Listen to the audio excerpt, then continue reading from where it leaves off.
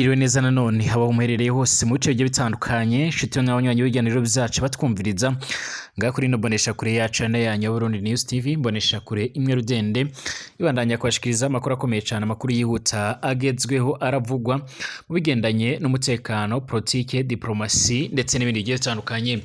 Ndabaye ikaze mwese muri uno mwanya aho tugiye kurabira hamwe ibigezweho bikomeje kugenda biravugwa cane cane by'umwihariko biragaruka nyine ku bigezweho bigendanye n'umutekano politike diplomasi ndetse n'ibindi bigiye bitandukanye. Ndabaye ikaze batwumviriza bari nga mu gihugu cacu ciza c'u Burundi mu karere k'ibiyaga binini ndetse no hirya no hino kw'isi by'umwihariko hari abatwumviriza bari mu gihugu cacu ciza c'u Burundi ndetse no mu bice bigiye bitandukanye. Turagaruka ku makuru agezweho rero ariko yo kuri uyu wa kane muri ayo masaha kuri uyu wa kane nyine kwigenekerezo ya 10 ukwezi kwa gitugutu umwaka 2024 ndabahaye ikaze mwese dore ingingo nkuru tugiye kugarukaho muri kino kiganiro cyacu muri uno mwanya.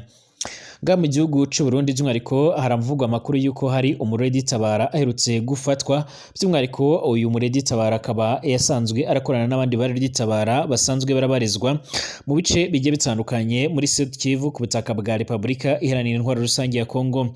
Amakuru yihuta akomeza kugenda aradushikira canga akomeza kugenda aradusumira akaba ariko aragaragaza ndetse aranerekana neza yuko uyu yarasanzwe arafungiwe hanga mu gakasho k'i Burundi ariko akaba yaje kugenda by'umwihariko akaba yaje kugenda by'umwihariko arahasiga ubuzima. Haramwe rero bavuga ko by'umwihariko uruhande rw'u Burundi ariko rwoba rwamuhotoye canga se by'umwihariko ariko rwoba rwamugandaguye mu rwego rwo kugira ngo batange isomo kuri bagenzi babo, abandi bakaba bakomeza kugenda baragaragaza ndetse baranerekana neza yuko by'umwihariko ku ruhande rw'inzego z'umutekano by'umwihariko atacyo bigeze baramukoraho ariko akaba bakomeje kugenda hibazwa impamvu y'ibi ngibi. Amakuru yihuta akomeza kugenda aradushikira canga akomeza kugenda aradusumira aragaragaza neza ko nga mu Burundi hakomeje kugenda harikangwa abareditabara benshi ndetse Burundi bukaba bukomeje kugenda burafatwa n'icoba. Hari bamwe rero bavuga ko Burundi bwa bwaramaze kugenda burinjirirwa nkuko by'umwihariko uyo urongoye CNDD-FDD nyiriteka by'umwihariko Reverien Ndikuri yaherutse kubitangaza mu ruzindo kaherutse kugirira hafi n'abasanzwe baraturiye hafi n'umupaka uhuza RDC ndetse n'igihugu c'u Rwanda. Yaje kuvuga ko rero inzego z'umutekano zikuriye kuba zoba amaso zigarura ziyakanuye mu nyuma y'iko yarafise amakuru avuga ko by'umwihariko haba hariho abaterabwoba canga se abandi bantu biganjemo bigendereza ry'u Rwanda babarinjiye ku butaka bw'u Burundi. Hari amakuru kandi yakomeza kugenda aradusumira muri uno mwanya by'umwihariko agaruka ku basanzwe barahagarariye u Burundi muri Honi by'umwihariko bakaba baje kugenda barasaba yuko hokwemezwa ko nga muri kino gihugu cacu ciza c'u Burundi hoba harabaye genocide nkuko byaje kugenda biratangazwa. N'ambasaderi w'u Burundi mu muryango w'abibumbye Zefarina Maniratanga yawusabye rero ko kwemeza ko mu mwaka w'1972 muri icyo gihugu cacu ciza c'u Burundi habaye genocide yakorewe abarundi bo mu bwoko bw'abatutsi bari hagati by'umwihariko y'ibihumbi 100 ndetse n'ibihumbi 300 nkuko bikomeza kugenda biragaragara.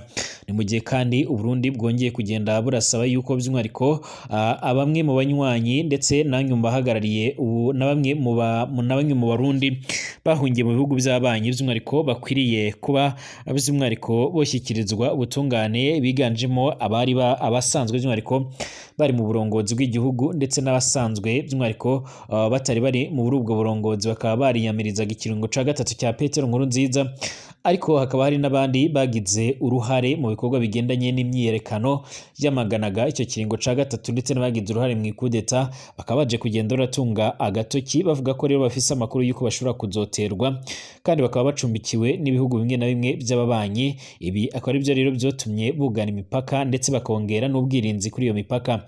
Turagaruka kuri byinshi byaranze iki kiganiro ariko kandi muraza kunyemerera tugaruke no ku yandi makuru akomakomeye cyane. Hari ikiganiro cyahuje Perezida Joe Biden arongoye leta zunze ubumwe za Amerika ndetse na Minisitiri w'intebe canga umushikiranganje wa mbere wa Israel bwana Benjamin Netanyahu aho baje kugenda baraganira ku bigendanye n'ingwano zikomeje kugenda ziribonekeza hirya no hino ku isi. Ndabahaye ikaze mwese abanywanyi b'ibiganiro byacu rero abatwumviriza muri mu bice bigiye bitandukanye twizere ko mumeze neza. Hari abatwumviriza bari mu bice bigiye bitandukanye by'umwihariko abatwumviriza bari ngaha mu gihugu cacu ciza c'u Burundi mu ntara zigiye zitandukanye mu makomine agiye atandukanye, twizere ko mumeze neza cane. Abatwumviriza by'umwihariko bari ku mugabane wa Afrika canke mu karere k'ibiyaga binini cyane, turabizi turabifuriza kumererwa neza, tubahereza n'ikaze mu makuru n'ibiganiro byacu. Abatwumviriza kandi muherereye mu bindi bice bigiye bitandukanye ku mugabane w'Uburaya, Aziya, Australia, Amerika ndetse n'ahandi hose turabahaye ikaze. Nimba ari ubwa mbere ushitse ngaha rero tubanda kwanditse sabone kugira ngo ucaronka amakuru n'ibiganiro byacu, bane natwe 5 kuri 5 ndetse ibiganiro byacu unabishikirize ku nshuti zawe. Ikaze rero by'umwihariko amakuru tuyatangurira muri kino gihugu cacu ciza c'u Burundi.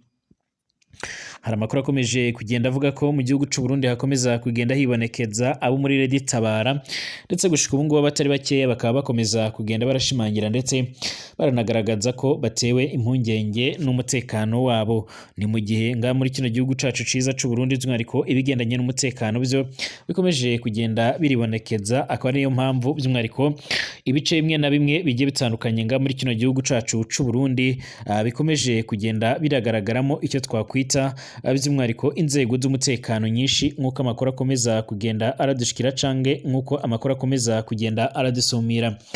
Mu nyuma y'uko kandi mu minsi iheze hakomeje kugenda haragaragara canke haribonekeza ibikorwa bigiye bitandukanye, nk'uko amakuru akomeza kugenda aradusumira ya bamwe mu bayobozi bagiye batandukanye ndetse n'abandi banyagihugu baturutse ku butaka bwa Repubulika Iharanira Intwaro Rusange ya Kongo bafise ibyangombwa byuzuye harimo n'akarangamuntu, barateye ubwoba leta y'u Burundi, ubwo by'umwihariko bamwe mu bayobozi bumvaga ko ari abandi banyagihugu basanzwe, ariko inzego zijejwe iperereza ziza gutohoza zisanga ko harimo bamwe mu bari Tabara bariko baragerageza kohereza abatasi babo, ndetse by'umwihariko mu rwego rwo kugira ngo babashe kuzareba uburyo bongera kuba bogaba ibitero bikomakomeye cyane nga muri kino gihugu cacu c'u Burundi.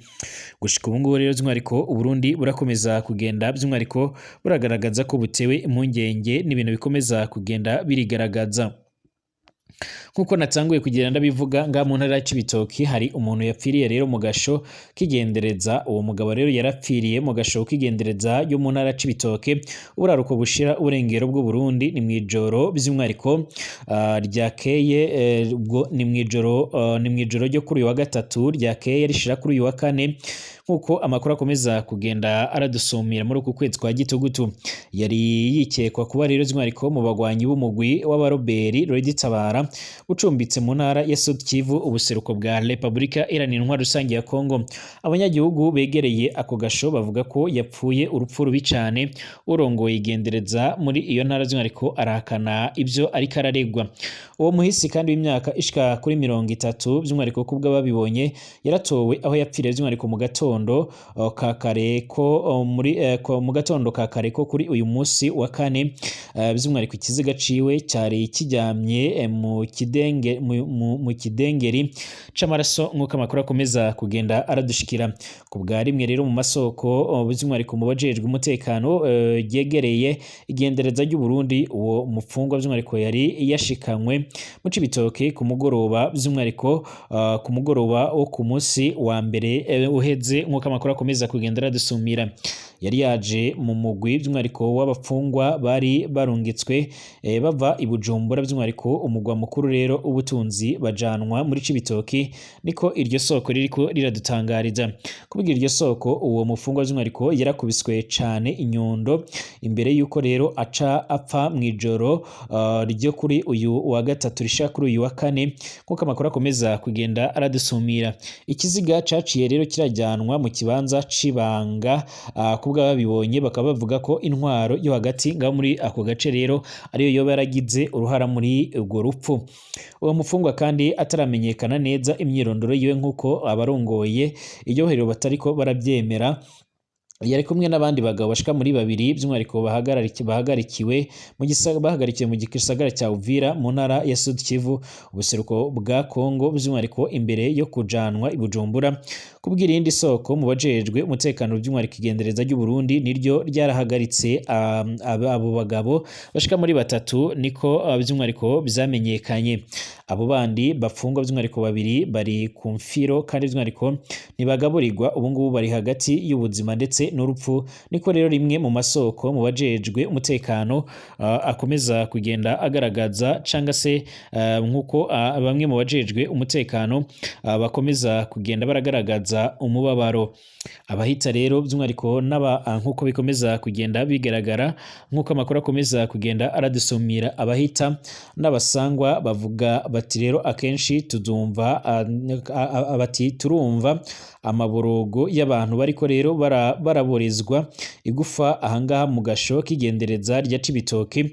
Agasho k'igendereza by'umwihariko muri Cibitoke kegereye ahaba rero buramatari w'iyo ntara, umushikirizamanza wo mu ntara ya Cibitoke ndetse na buramatari Kreme Bizoza bavuga bati nta muntu n'umwe rero yatwituye atubwira ibyo bintu nk'uko bakomeza kugenda barabihakana.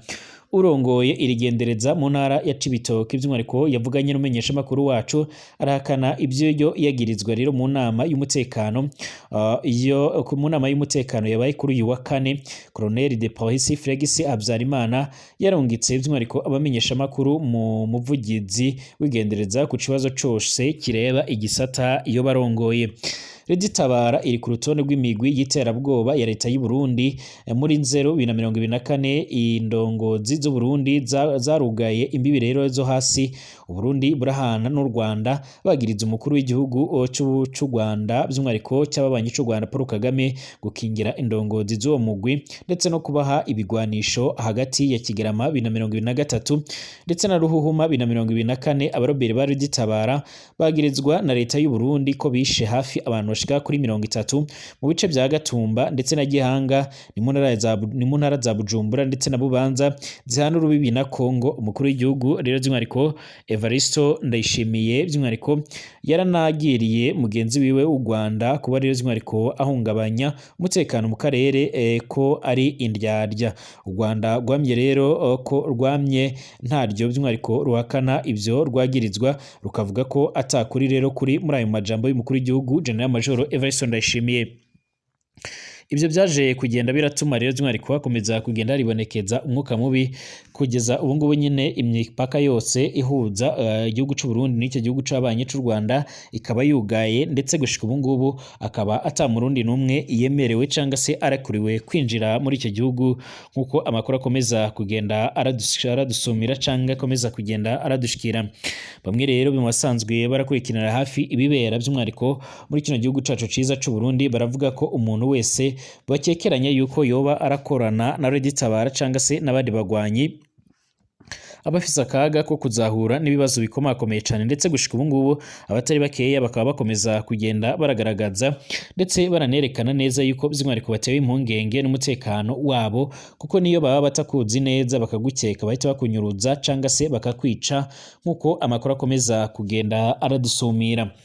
Tugaruke kandi i New York muri Leta Zunze Ubumwe za Amerika ahateraniye inteko rusange ya ONU kuri ko kicaro gikuru i Washington DC. Bamwe rero mu bahagarariye u Burundi muri ONU canke ambasaderi w'u Burundi muri ONU by'umwihariko yitwa Zefrina Maniratanga yakaba yasabye ko rero uyu muryango kwemeza ko nga mu Burundi mu mwaka w'igihumbi kimwe amajana 1972 muri icyo gihugu habaye jenoside yakorewe abarundi bo mu bwoko bw'abahutu bari hagati by'umwihariko bari hagati y'ibihumbi 100 ndetse n'ibihumbi 300. Mu Kuboza mu mwaka wa 2021 komisiyo ijejwe kumenya rero ukuri no kubanisha abarundi CVL yaratangaje ko iyi jenoside yateguwe n'ubutegetsi bwa Amerika bwa Michel Micombero, kandi ko by'umwihariko byagaragaraga ko igambiriye abahutu bose.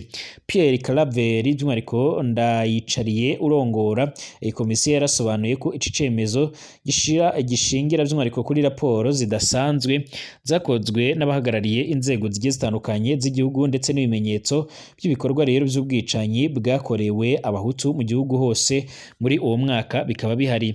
Yaragize ati uyu munsi ku igenekerezo ya 20 by'umwihariko Ukuboza 2024 komisiyo komisiyo CVR yaremeje ko rero ibyaha byakozwe n'ubutegetsi bwa Perezida Michel Micombero ari jenoside yakorewe abahutu mu Burundi. Abishwe ni benshi cyane by'umwihariko mu gihugu kandi bishwe bunyamaswa. Abahigwaga ni abo mu itsinda rizwi by'umwihariko n'abakoranaga ubwicanyi. Icemezo cya CVR by'umwihariko ntikivugwaho rumwe rero mu Burundi kuko abatutsi n'abarundi by'umwihariko nabo basaba ko rero iyi komisiyo yaha agaciro ubwicanyi bwakorewe abo bahuje ubwoko mu mwaka w'1993 mu nyuma y'urupfu rwa Melchior Ndadaye warongoye iki gihugu c'u Burundi. Tirenze Mushano rero wo mu muryango wa Asi Genocide Cirimoso ugwanya genocide by'umwihariko mu Kuboza 2021 yaratangarije radio Ijwi ry'Abanyamerika ko rero icemezo cya CVR kitateza rero umwijyane nga mu Burundi kuko ijya gukora ubu bushakashatsi yanze gukorana n'intumwa za ONU kugira ngo hagaragare ukuri rero kudashidikanywaho kuri uwo mugambi cyangwa se kwiyo genocide. Mushaho rero yaragize ati ahubwo ni uguteranya. Ubwo muri CVR by'umwihariko bangaga gushiramwe rero intumwa za ONU, nibwo rero twabonye ko ibyo bashaka kugeraho ari nta gitangaza kibirimo, ko ibyo ngibyo bakoze babikoreye by'umwihariko ku cemezo bahawe. Dusaba ko rero ibyo bavuze ONU ibisenya ikaza kuraba ko rero iyo genocide yoba yarabaye mu Burundi ko ari iy'abahutu koko canke ari genocide y'abatutsi. Ambasaderi Maniratanga yarabwiye ONU ko inteko ishinga amategeko y'u Burundi yemeje ko ubwicanyi bwakorewe abahutu mu mwaka w'1972 ari genocide ishingiye ku bushakashatsi bwa CVR. Asaba yuko uyu muryango wovyemeza. Uyu mudiplomate yaragize ati ntabwo bikwiriye kandi nibyumvikana ko rero nyuma y'imyaka ishika kuri 52 umuryango w'abibumbye utaraha inyito ikwiriye iki cyaha cyo ku rwego ndengakamere cakorewe mu Burundi mu 1972. Yarasobanuye ko rero hazakomeza kubaho imbogamizi mu kugwanya ibyaha bya genocide ndetse n'ibyibasiye agateka kazina muntu mu gihe umuryango mpuzamakungu udaha agaciro iyo genocide zirimo iyakorewe abahutu. Asaba ko by'umwihariko hatobaho ukubogamira mu bihugu by'umwihariko bimwe. Muri Gicurasi kandi 2022 Perezida Evariste Ndayishimiye yari yijeje abarundi ko atakwemeza ko rero habayeho iyo genocide yakorewe abatutsi mu 1972 bitewe nuko yifuza ubutabera kuri bose. Yarasabye ko CVR yakora itohoza ku bwicanyi bwakozwe mu bihe bigiye bitandukanye, ikabona kuba yofata icemezo cyangwa se ikabona kuba yofata umwanzuro nyirizina ku bigendanye n'ivyo bikorwa byose nkuko biriko biratangazwa. Amakuru yandi yihuta akomeza kugenda aradushikira muri uno mwanya by'umwihariko nuko kugeza ubu ngubu ibintu bikomeza kugenda biradushikira cyangwa bikomeza kugenda biradusumira. Perezida Joe Biden arongoye leta zunze ubumwe za Amerika ndetse na mugenzi wiwe by'umwihariko akaba umushikiranganje wa mbere wa Israel bwana Benjamin Netanyahu baje kugirana ibiganiro by'umwihariko ku murongo w'itelefone nk'uko amakuru akomeza kugenda aradushikira muri uno mwanya. Ni mu nyuma y'ingwano zimaze imisi by'umwihariko akomeza kugenda aribonekeza by'umwihariko akomeza kugenda araba ndetse n'ingwano ziteye ubwoba zikomeza kugenda ziragaragara ngaha mu burasirazuba bwo hagati. Perezida wa Amerika Joe Biden ndetse n'umushikiranganje wa mbere w'isa Israel bwana Benjamin Netanyahu bagiranye ikiganiro ku telefone 10 minota shika kuri 30 cyari kitezwe cyane by'umwihariko kwemeza ko ari cyo cya mbere bagiranye kuva muri Kanama.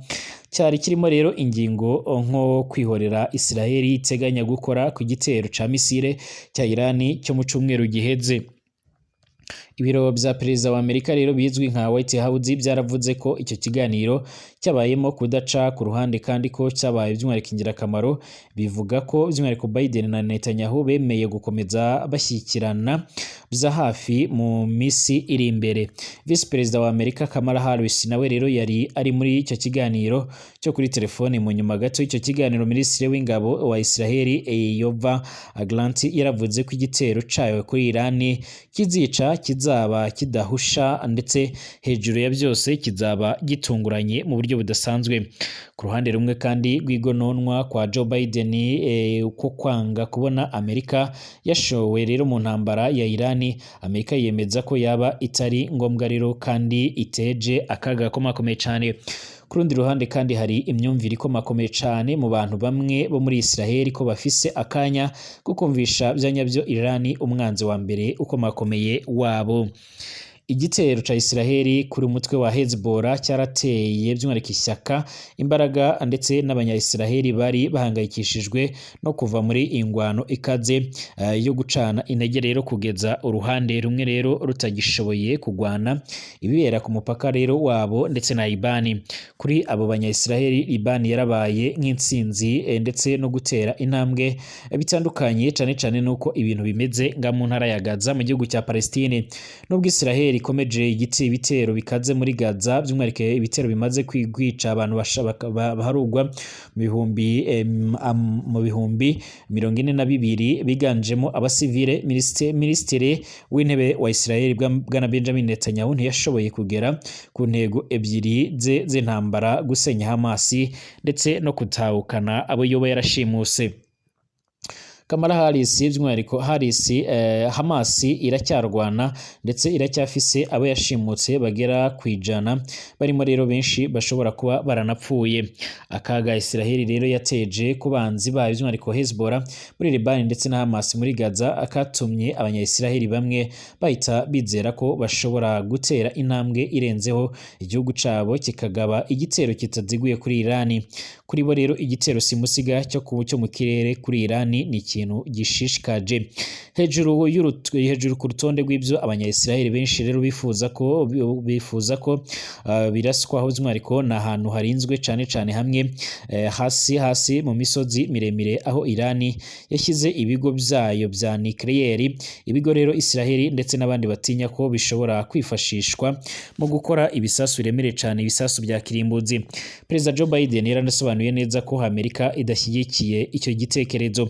Amerika yemeza ko Irani itari hafi cyane yo gukora intwaro kirimbuzi ya nucleaire. Igitero kuri Irani rero kiragishobora kuyisunikira kuba yokora ibyo bitero. Umwe rero mu bakomeye cyane muri Israel urimo kotsa igitutu Netanyahu ngo yirengagize ibyifuzo bya Amerika ni uwahoze ari minisitiri w'intebe wa Israel Naftali Bennett, uvuga ko Israel itagomba kuzuzuzanya ku ngingo kugira ikikora kuri Iran. Uyu nguyu yarabwiye ko ibintu bigeze mu mahina. Cyo kimwe rero n'umunyepolitike Benny Gantz utavuga rumwe rero n'ubutegetsi wahoze ari generali by'umwihariko ari generali Bennett yemeza ko Iran ifise intege nkeya cyane kurusha ku yindi myaka ibarirwa muri za 40 iheze kubera akaga Israel yateje kuri Hezbollah ndetse na Hamas. Uyu yaragize ati ahanini Iran yirwanaga by'umwihariko n'amaboko abiri, Hezbollah ndetse na Hamas yari ameze nk'ubwishingizi bwayo ku gitero, ariko ubu ngubu ayo maboko yombi ni nkaho yamaze kuba yocibwa intege. Amakuru akomeza kugenda aradushikira cyangwa aradusumira rero nuko by'umwihariko Israel ikomeje gutekereza ndetse no gutegura uburyo bushasha ishobora kuba yogabamo ibitero, ariko abatari bakeya bakaba bagaragaza ko bishobora kuzoteza akaga isi, ndetse abatari bakeya bakaba bashimangira ko by'umwihariko bishobora kuzageza ahantu hakomakomeye cyane uburasirazuba bwo hagati. Nk'uko amakuru akomeza kugenda aradusumira cyangwa se aradushikira, amakuru akomeza kugenda aradusumira arerekana ndetse akanagaragaza yuko inzego zijejwe umutekano haba muri Israel ndetse na mu burasirazuba bwo hagati zikomeje kugenda zirajya mu bihe bidasanzwe, ndetse abatari bakeya bakaba bakomeza kugenda barashimangira ko by'umwihariko ibitero bishasha bishobora kuzogira ingaruka zikomakomeye cyane. Iran yaravuze ko umuntu wese azagerageza gufasha Israel mu kubigabaho ibitero nayo izakora iyo bwabaga ikabasha kuba yo kwihorera, ndetse gushika ubu ngubu hari ubwoba bwinshi yuko by'umwihariko mu bigo bimwe na bimwe bisanzwe biri mu misozi iyo hasi by'umwihariko bigoranye no kuba wohagera mu misozi yo muri Iran hashizwe ibigo bikomakomeye cyane hashobora gutangura gukorwa cyangwa se ikorwa ry'intwaro zikoreshejwe z'ingufu za nucleaire. Ndashimiye mwese abanywanyi b'ibiganiro byacu batwumviriza muri mu bice bigiye bitandukanye, dusubira mu masaha ari imbere turabera hamwe ibindi bigezweho.